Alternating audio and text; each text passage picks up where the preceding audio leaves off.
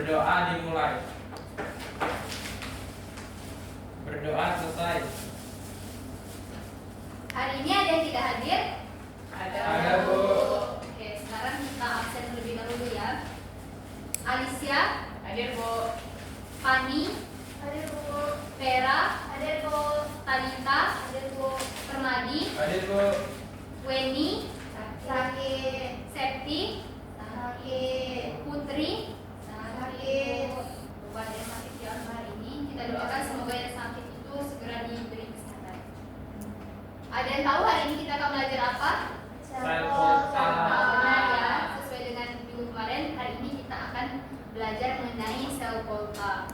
Nah, pada pertemuan sebelumnya itu kita sudah pernah membahas mengenai yang namanya reaksi redoks. Siapa di sini yang bisa menjelaskan kembali apa itu reaksi redoks? Ayo, siapa yang masih ingat? Talita, silakan.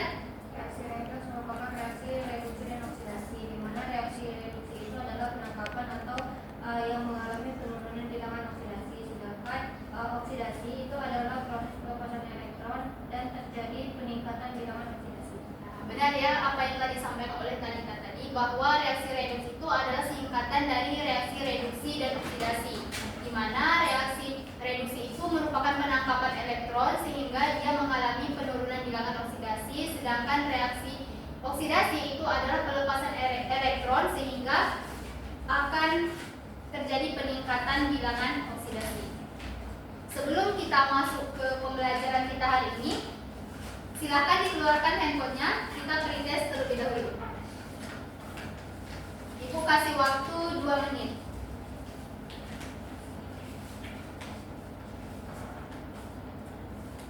Sudah selesai?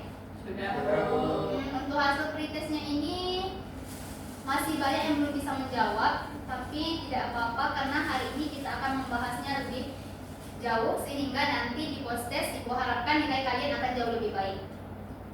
Nah, adapun tujuan dari pembelajaran kita hari ini adalah mampu menjelaskan prinsip kerja sel Volta melalui analisis reaksi redoks yang terjadi pada anoda dan juga katoda. Sekarang kalian perhatikan gambar pada layar proyektor. Itu gambar apa? Baterai. Betul, itu gambar baterai. Kalian sering melihat baterai ini digunakan di mana? Di remote. Di remote, benar ya, seperti ini remote digunakan baterai. Kemudian di mana lagi? Di mainan. Iya. Kalian pernah tidak, misalkan kalau baterai remote kalian itu habis, kalian yang ganti atau masangnya? Pernah. Itu pasti ada kan ujungnya itu simbol positif dan negatif.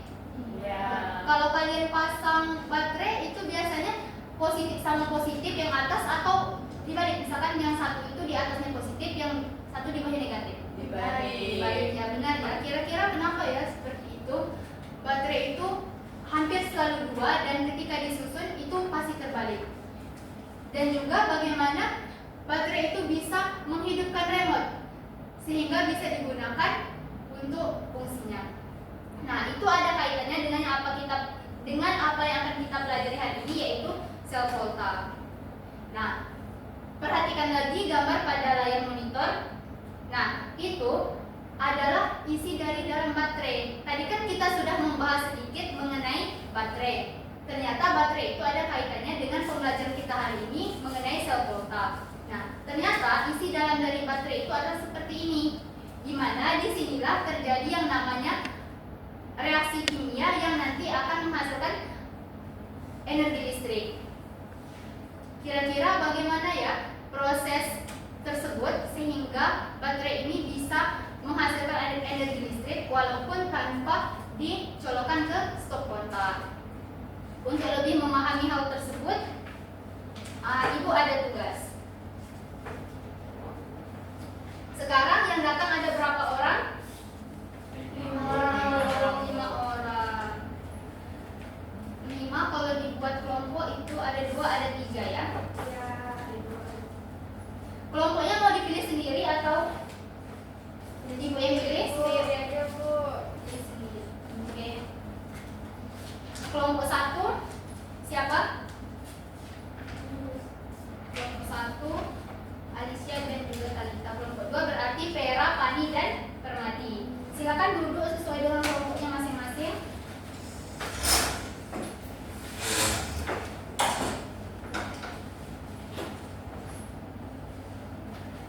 Sudah duduk sesuai kelompoknya masing-masing? Sudah, Bu.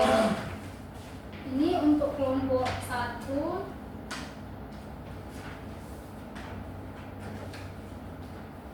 Ini untuk kelompok 2.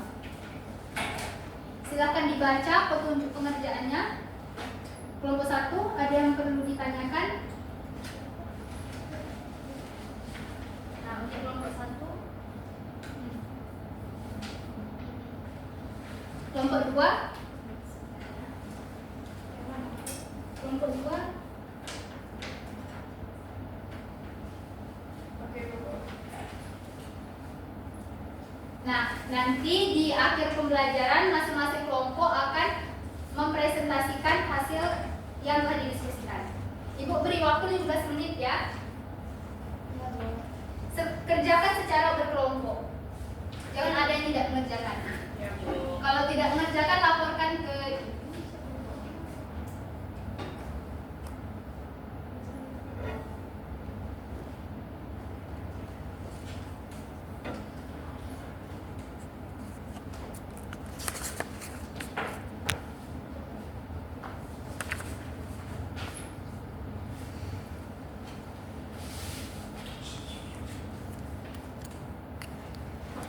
waktunya sedikit lagi. Ada yang sudah selesai mengerjakan? Sedikit lagi, Bu. Oke. Ibu tunggu 2 menit lagi ya.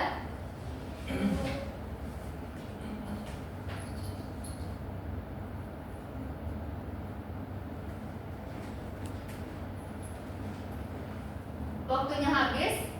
Kelompok 1 silahkan maju perwakilannya saja.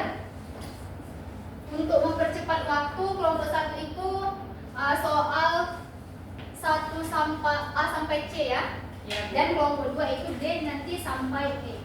Silakan.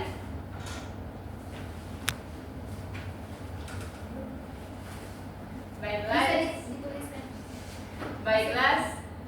Di sini saya dari kelompok 1 ini mempresentasikan hasil diskusi kami. Ya, langsung aja jawaban.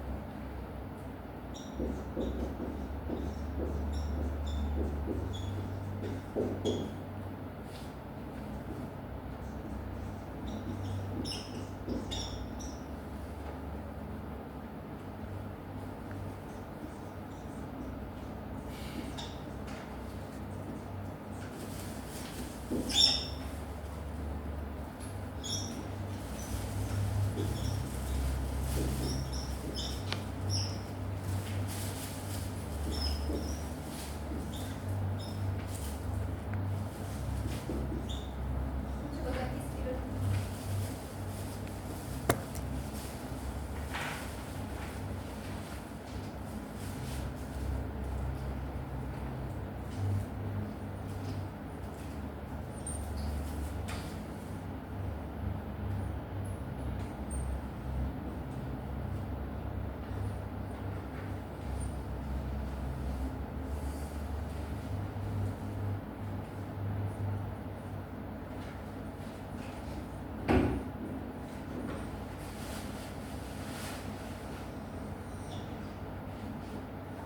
Di sini ada mau spidol nggak?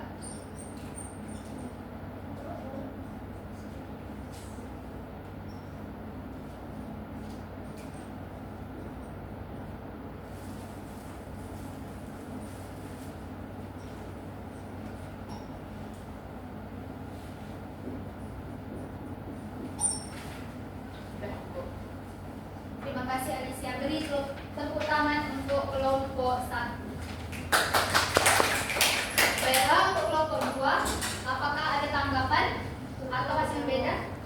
Sama berarti ya. Silakan kelompok 2 maju.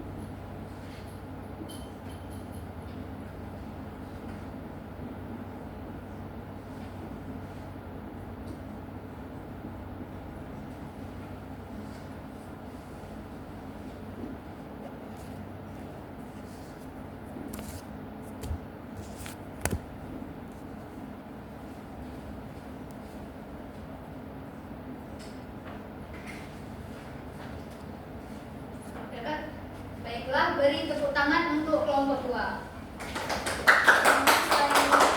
Nah, untuk kelompok 1 apakah jawabannya berbeda? Boleh katakan? Sama. Oke, sekarang kita bahas ya.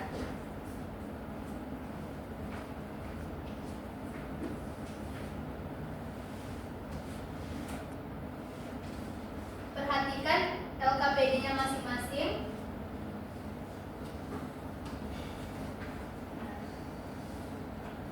Nah, itu kan ada reaksi beserta dengan elektrodanya. Di sana ada dua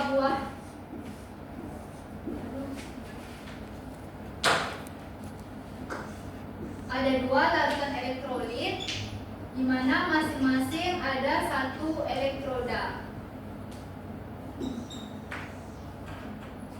Di sana elektrodanya ada apa saja? Ada Zn dan Cu. Misalkan di sini Zn dan juga di sini Cu.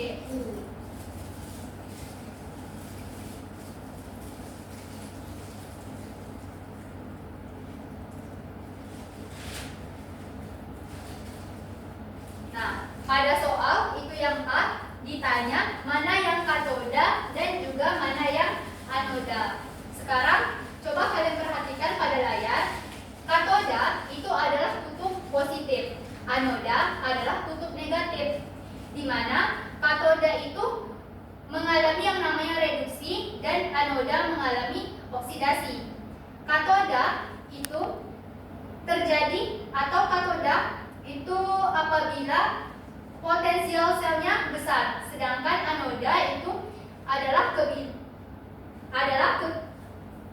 saat potensial selnya kecil.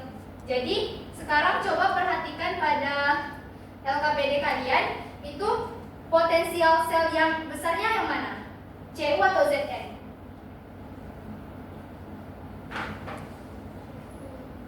Cu. Berarti kalau Cu besar, Cu itu adalah katoda. Dan untuk Zn itu ada berarti anodanya. Jadi untuk kelompok 1 ini benar ya. Kemudian pada pertanyaan kedua itu menentukan nilai potensial sel. Nah, untuk menentukan nilai potensial sel itu kita terlebih dahulu harus mengetahui reaksi yang terjadi.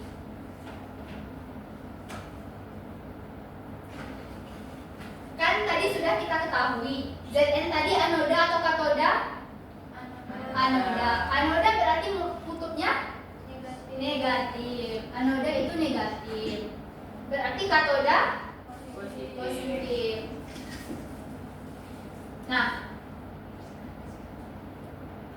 Zn pada soal itu bentuknya adalah Zn2+. Jadi di sini harus dibutuhkan larutan elektrolit yang menghasilkan Zn2+, yaitu ZnSO4, sehingga nanti menghasilkan Zn2+, SO4 2-. Begitu juga dengan Cu. Cu itu Cu2+, sehingga larutan elektrolitnya Cu SO4. Jadi di sini Cu2+ SO4 2-. Kan untuk menjawab yang namanya berapa nilai potensial sel standar, kita harus mengetahui terlebih dahulu reaksi yang terjadi di dalamnya. Zn ini adalah anoda. Anoda tadi mengalami yang namanya oksidasi. Oksidasi itu adalah proses pelepasan elektron. Jadi kalau Zn itu melepas elektron akan menjadi Zn2+, bisa melepas 2 elektron, jadi Zn2+. Jadi elektronnya di sini 2. Nah, pada reaksi yang awal itu kan Zn2+ plus 2 elektron menjadi Zn. Adapun nilai potensialnya adalah minus 0,76. Sedangkan ini adalah kebalikannya, yaitu Zn menjadi Zn 2 plus 2e atau 2 elektron. Jadi untuk nilai potensial selnya itu juga dibalik, berarti menjadi positif. N0-nya itu menjadi positif. Jadi positif berapa itu? 0,76. Positif 0,76. Nah, begitu juga dengan Cu. Zn ini tadi kan melepaskan 2 elektron. Elektronnya itu mengalir dari anoda ke katoda Cu. Jadi Cu ini nanti akan menerima elektron. Elektron tadi akan bereaksi dengan Cu2+, nanti akan menempel pada elektroda Cu. Jadi Cu2+ itu akan bereaksi dengan elektron yang diterima dari Zn atau anoda. Itu akan menghasilkan Cu. Untuk nilai potensial selnya itu tetap. Berapa di sana nilai potensial selnya? Plus 0,34. Plus 0,34. Nah, untuk memudahkan pemahaman kalian di sini Ibu ada ilustrasi. Coba perhatikan. Zn, ini Zn kelihatan kan? Zn itu melepas elektron. Elektronnya itu mengalir dari Zn ini menuju ke katoda atau Cu. Nah, Zn ini tadi karena melepas 2 elektron, maka menjadi Zn2+. Nah, Zn2+ itu akan menuju larutan elektrolit sehingga akan berada di larutan elektrolit. Selanjutnya, elektron tadi akan menuju ke katoda atau Cu, menuju ke sini. Dia akan berinteraksi dengan Cu2+, akan berinteraksi dengan Cu2+, lalu kemudian akan menempel di elektroda atau Cu.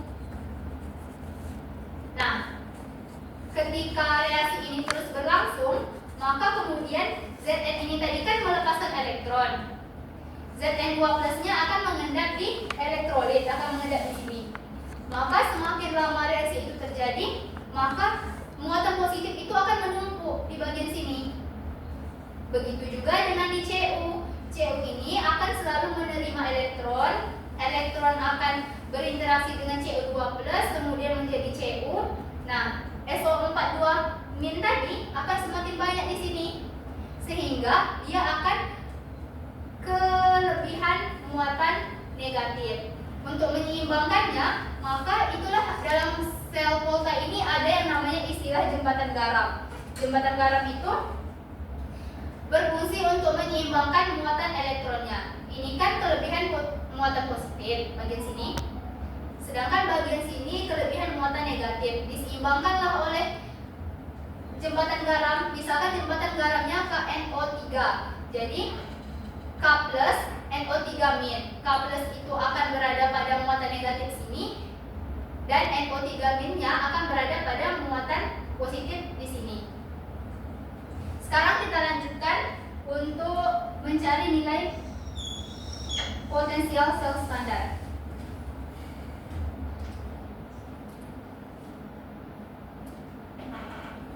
Nah, di sini kelihatan papan tulis. Di sini kan ada masing-masing mempunyai 2 elektron. 2 elektron.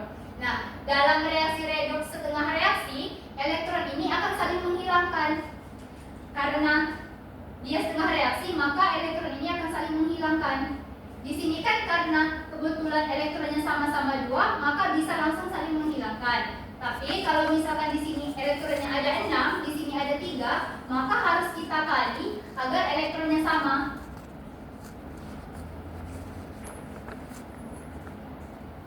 Jadi reaksi di sini apa? Jika kita hilangkan elektron, Zn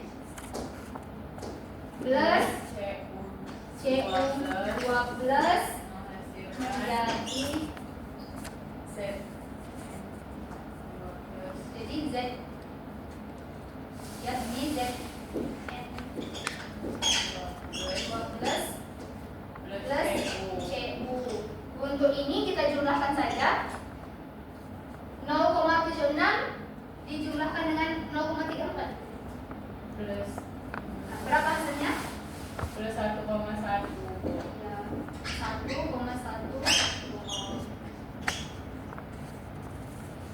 Nah, dari sini sebenarnya sudah kita dapat nilai dari potensial sel standar. Namun, cara cepatnya ada lagi, yaitu mencarinya dengan cara menjumlahkan potensial reduksi dikurang potensial sel oksidasi.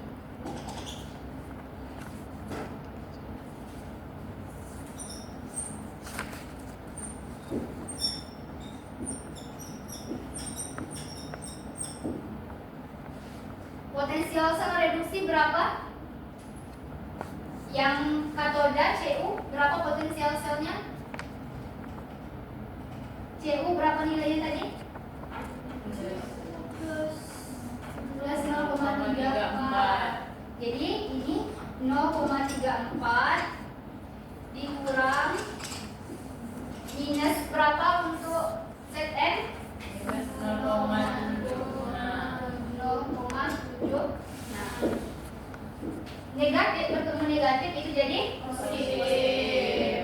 Jadi sama seperti ini kita jumlahkan,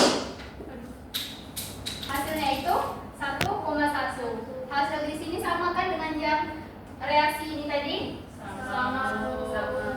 Berarti ini benar ya. Nah, tadi juga sudah kita cari tentang reaksi sel. Apa soal selanjutnya tadi? Benar ya reaksi? Apakah hasilnya sama? Ya, sama ya.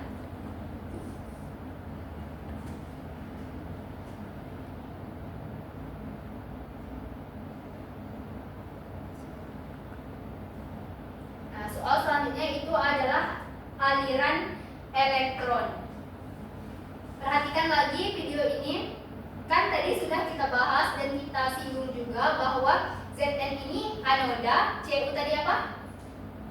Kalau Zn anoda, Cu katoda. Zn ini melepaskan elektron dan menuju ke katoda. Itu artinya elektron mengalir dari Zn ke Cu. Artinya mengalir dari anoda ke katoda. Untuk jawaban kelompok 2 tadi benar ya, Zn dari ke Cu. Selanjutnya itu penulisan notasi sel. Berhubung spidol itu habis selanjutnya, maka perhatikan saja pada layar. Notasi sel pertama itu ada logam. Logam anoda. Logam anoda berarti apa? Zn.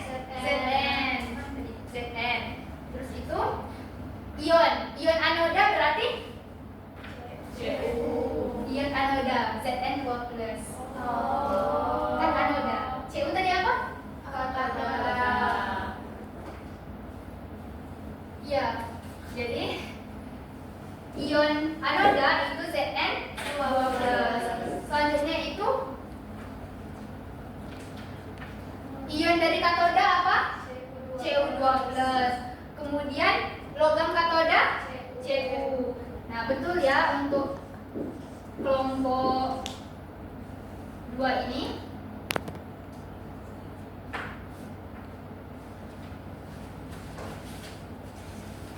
Nah, jadi setelah kita mengerjakan LKPD dan juga Ibu jelaskan beberapa materi mengenai sel volta. Jadi apa sih itu sel volta? Siapa yang bisa menjelaskan dan menyimpulkan apa itu sel volta? Alicia, silahkan. Sel volta adalah sel elektrokimia yang mengubah energi kimia menjadi energi listrik, di mana sel ini terdiri dari dua elektroda, yaitu ada anoda dan katoda, Bu. Bagus Alicia, benar ya apa yang disampaikan Alicia tadi, tepuk tangan. Jadi benar yang tadi disampaikan Alicia tadi bahwa sel volta itu adalah rangkaian sel yang menghasilkan arus listrik, di mana dia itu mengubah energi kimia menjadi energi listrik melalui reaksi redoks. Nah, dalam sel volta itu ada yang namanya anoda dan juga katoda. Sampai sini ada yang perlu ditanyakan atau bagaimana yang kurang paham? Ibu persilahkan. Cukup. Ibu rasa untuk pembelajaran kita hari ini cukup ya.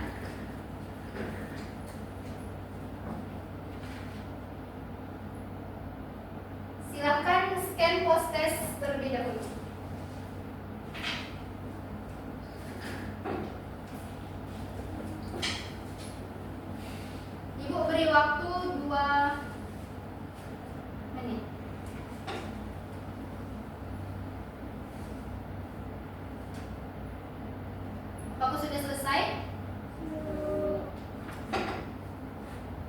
Untuk hasil prosesnya ini sudah bagus. Terlihat dari kalian mengerjakan LKPD tadi juga sudah benar semua.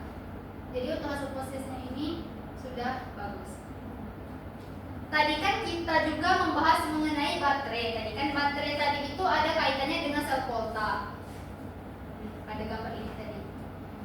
Ternyata baterai ini tadi bekerja dengan prinsip sel volta, di mana dalam rangkaian ini ternyata juga ada yang namanya anoda dan ada yang namanya katoda. Tapi di sini disusun dengan lebih tertutup dan lebih praktis. Anoda pada baterai ini adalah Zn dan katodanya adalah C karbon, salah. Anodanya Zn dan katodanya itu karbon atau C, di mana elektron akan mengalir dari Zn ke C, nanti akan menghasilkan arus listrik.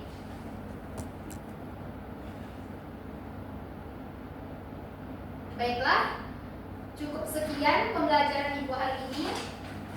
Sebelum menutup pembelajaran, kita doa terlebih dahulu. Permadi, silakan dipimpin doanya. Alhamdulillah, kita mengakhiri pembelajaran pada siang hari ini. Alhamdulillah kita berdoa dimulai. Berdoa selesai. Jika ada salah dalam penyampaian, Ibu mohon maaf. Ibu akhiri. Wassalamualaikum warahmatullahi wabarakatuh. Waalaikumsalam warahmatullahi wabarakatuh.